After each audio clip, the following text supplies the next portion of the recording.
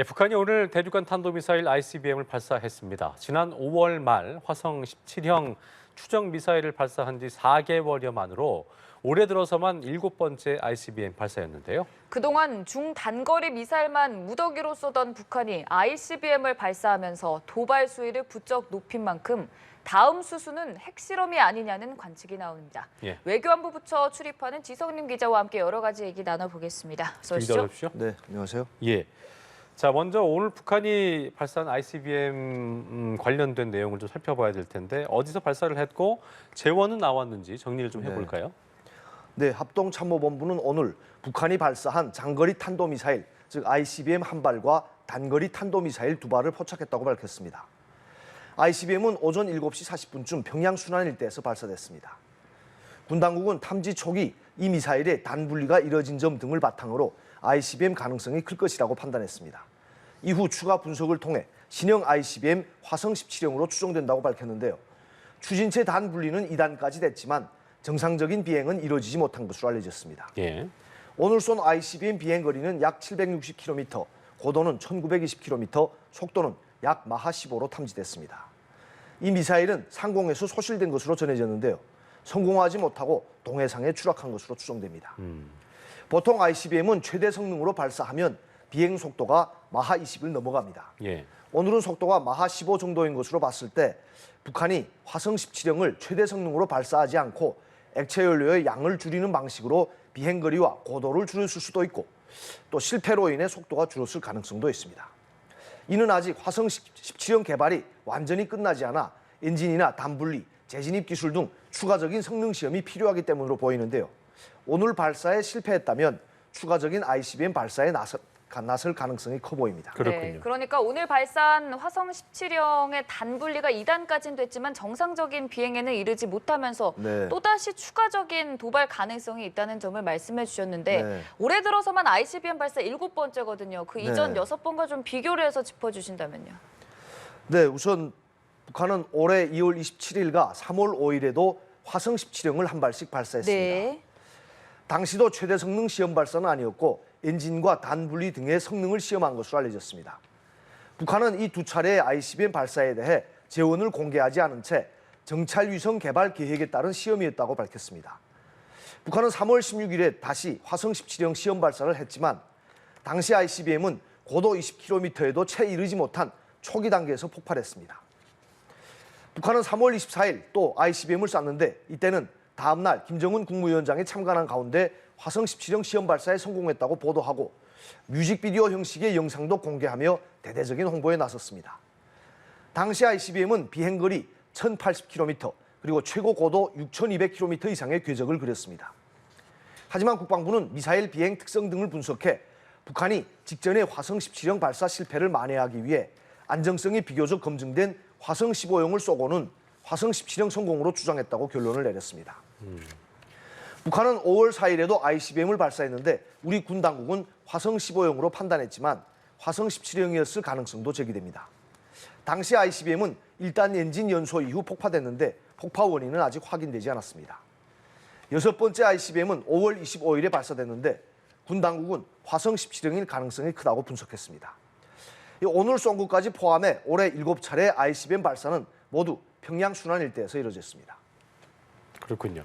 자, 오늘까지 이게 7차례 ICBM 발사 중에 최소 5차례는 화성 17형 시험 발사였는데 계속 실패를 한 것이고 조금 전에 지 기자가 말씀하신 대로 화성 17형이 아직 완벽하지 않아서 안전성이 검증된 화성 15형을 쏘았다고 얘기를 하셨는데 오늘 쏜 건 이제 화성 17형으로 추정이 되고 있거든요.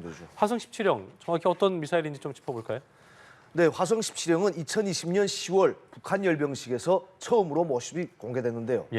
기존 ICBM보다 더 굵어지고 길이도 더 길어진 모습에 당시에 괴물 ICBM으로 불렸습니다. 그렇습니다.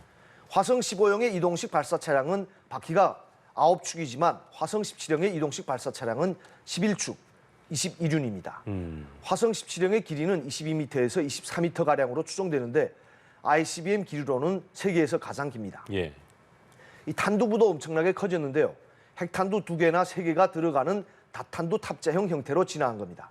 하지만 다탄두 기술이 성공했는지는 아직 확인이 안 됩니다. 화성 17형은 3단 추진체 미사일로 1단 추진체에는 액체 연료를 쓰는 백두산 트윈 엔진 2세트, 즉 엔진 4기를 결합해 설치했는데 추력은 160에서 170톤 포수로 알려졌습니다. 2단에는 추력이 80톤 포수 정도인 신형 트윈 엔진 1세트, 그리고 3단에는 고체 연료를 사용하는 엔진을 장착했을 것으로 추정됩니다. 이 ICBM에서 중요한 것은 얼마만큼 날아가느냐, 즉 최대 사거리와 함께 핵탄두를 탑재한 미사일 탄두부가 대기권으로 재진입할 때 탄두를 얼마만큼 보호할 수 있느냐, 즉 재진입 기술입니다. 예. 이 화성 17형 최대 사거리는 15,000km 이상일 것으로 알려졌지만 이 탄두부 대기권 재진입 기술을 확보했는지는 아직 미지수입니다. 그렇군요. 네. 정말 말 그대로 완성형 화성 17형을 만들기 위해 지금 북한이 개발 연구에 몰두를 하고 있는 모습인데 사실 그 이외에 각종 미사일을 보유하고 있지 않습니까? 네. 북한의 미사일 개발 연구의 좀 역사를 짚어주자면요. 네, 북한은 1960년대 중반부터 예. 미사일 개발 프로그램에 인력과 자원을 네. 많이 투입했습니다. 1976년 이집트로부터 스커드 B를 도입한 후 이 역설계를 통해 스커드 미사일의 자체 생산에 성공했고 예. 이를 개량해 1988년에 작전 배치를 완료했습니다.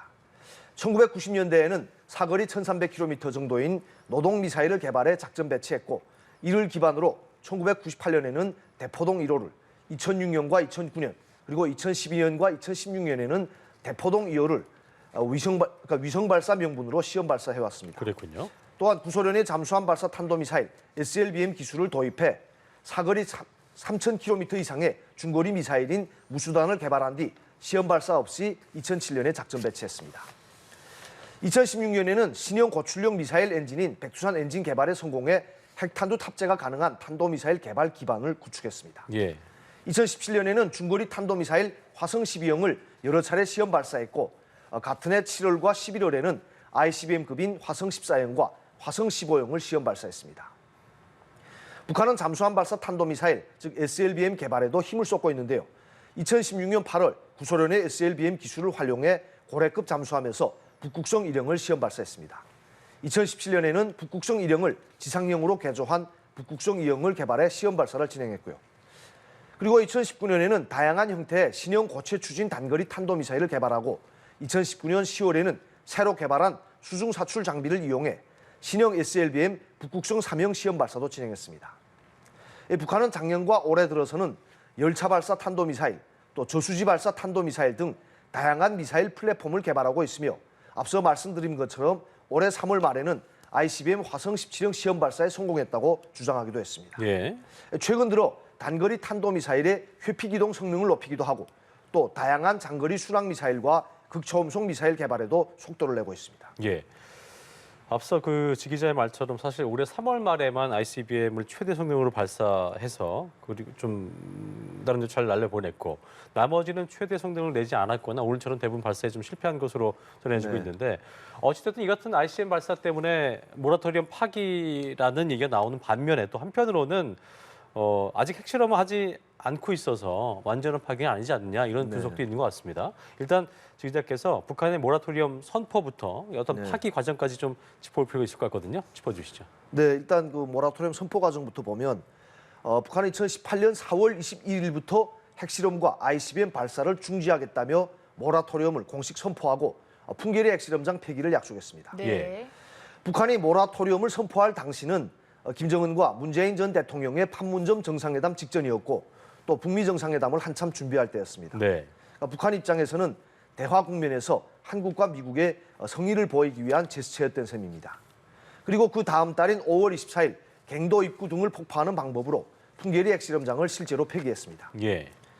그리고 나서 6월 12일 싱가포르 북미 정상회담이 성사됐습니다. 하지만 2019년 하노이 북미 정상회담 결렬 이후 비핵화 협상은 자초되고 또 잇따라 남북 관계도 냉랭해지고 또 미국에서 새로 출범한 바이든 행정부는 북한에 별로 관심도 없는 것 같고 이렇게 되자 김정은은 다시 핵미사일 개발 카드를 꺼내들었습니다. 2020년경부터 본격적으로 대남 타격용 단거리 탄도미사일, 즉 전술핵 탑재가 가능한 미사일과 함께 탄도미사일과 또 순항미사일 개발에 주력해왔고 2020년 10월에는 신형 ICBM 화성 17형까지 공개한 겁니다. 특히 올해 들어서는 ICBM을 실제로 여러 차례 발사하며 다시 한반도 정세를 모라토리엄 선언 이전으로 되돌려 놓았습니다. 북한은 3월 말에 ICBM 발사에 성공했다고 주장하며 스스로 모라토리엄 파기를 공식화했지만 김정은은 이미 2달 전인 올해 1월 노동당 정치국 회의에서 모라토리엄 파기 검토를 지시한 바 있습니다.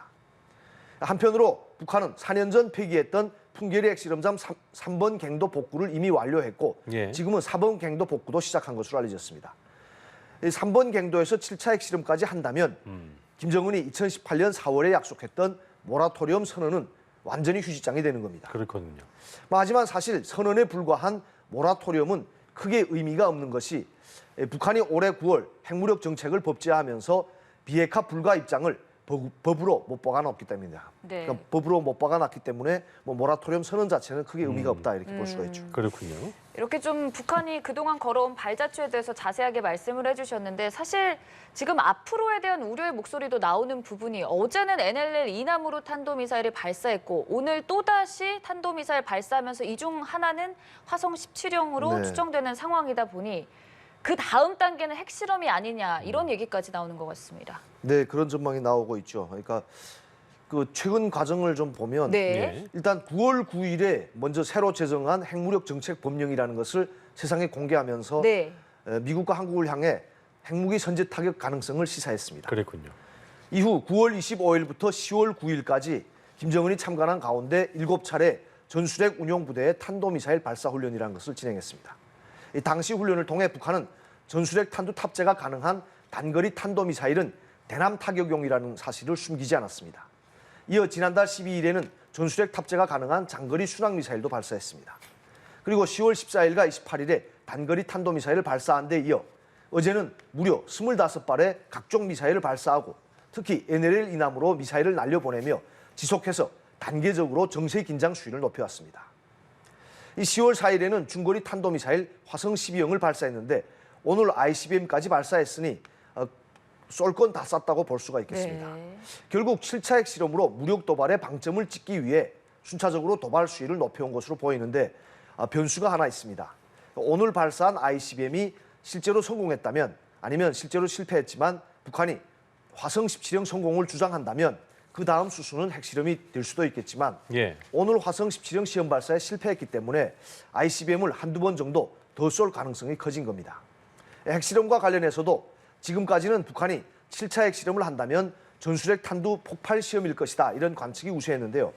이번에 ICBM까지 쏜 것을 보면 전술핵이 아니라 폭발력이 큰 즉 ICBM 탑재용 핵탄두를 시험할 수도 있다. 뭐 이런 주장도 나옵니다. 그렇군요. 아무튼 뭐 오늘 ICBM 발사로 북한의 도발 시계가 좀 훨씬 더 빨라졌다는 거 분명해 보이는 것 같고 네. 오늘 쏜 것이 실패한 것으로 좀 뭐 예상이 되고 있는 만큼 추가로 ICBM 발사에 나설 수도 있겠다 이렇게 예상을 해보면서 오늘 이야기 마무리 짓겠습니다. 지금까지 지성님 기자와 함께했습니다. 고맙습니다. 고맙습니다. 네, 수고하셨습니다.